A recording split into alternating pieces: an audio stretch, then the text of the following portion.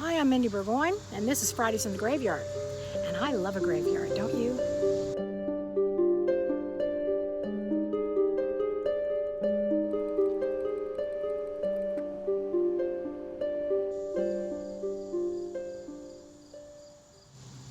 So I'm in Crisfield, Maryland today, and this is the southernmost town in the state of Maryland, a town that its economy was built on seafood, oysters, crabs, fishing. But I'm not in a graveyard, am I? Nope, I'm just in front of this white building. And this white building is the old public library for the city of Crisfield. And it is the only library that we know of that is also a tomb. It's a mausoleum. So this kind of fits in even though it's not a graveyard. If you look at the building, it kind of looks like a mausoleum, doesn't it? You see the front of it? It actually is a replica of a mausoleum for a woman named Lilyan Stratton Corbin. Her husband built that mausoleum, and I'm going to tell you a little bit about her because it's a very interesting story, a very powerful story. Lilyan was born in 1882 here in Crisfield, and her parents were not very good parents. They were a little irresponsible. They were very poor. They never sent their children to school. They worked in a seafood packing house. And eventually they got divorced and the kids were separated and sent to live with relatives. Now Lilyan said later that the relatives she went to live with were very kind to her and they did send her to school.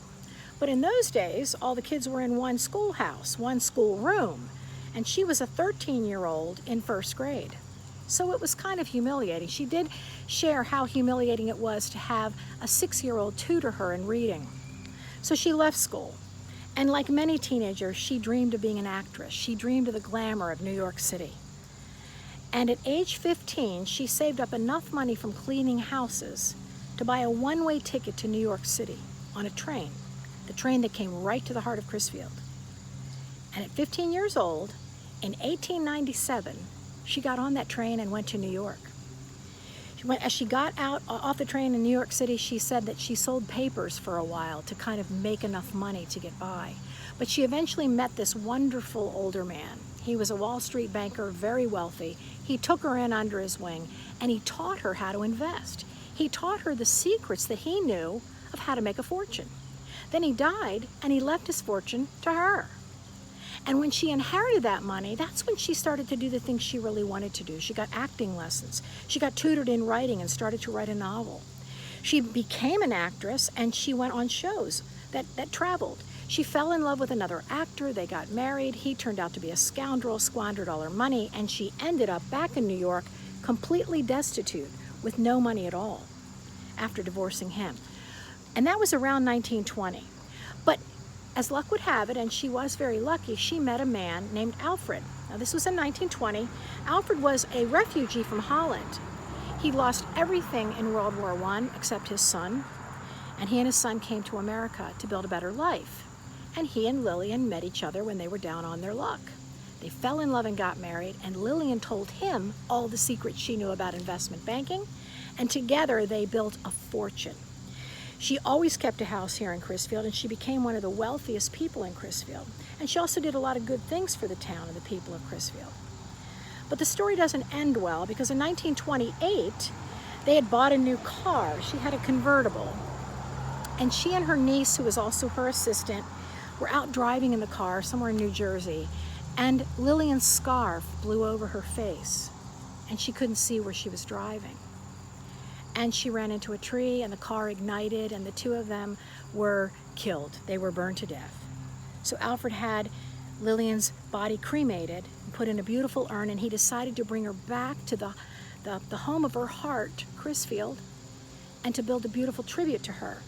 He built a mausoleum, and in it he put the big urn with her remains, and he put artifacts, a painting of her, the books that she had written, to kind of make a monument to her, because she was such a great woman from Crisfield. He thought the people from Crisfield would love this. The people from Crisfield are rural people. They're very humble and simple, and they didn't really love it. Eventually it got vandalized, and kids went in there and ransacked it. Alfred was devastated over it. But about that time, the city of Crisfield needed a library. And they talked to Alfred, and Alfred said, well, you need a library. I'd like to have a tribute to Lilyan. I'll build you a library if you will let it house her remains and be her resting place. And they agreed, and this library was born. And you can see over on the side there, maybe you can't, the word library is still up on the building. And it served as Crisfield's library for almost 100 years, but it's kind of small. It's too small for a library. So a few years ago, the town built a brand new library out on the highway, and it is beautiful. But then it was what to do with this to keep the tribute to Lilyan Corbin. And I think she'd like what they did with it.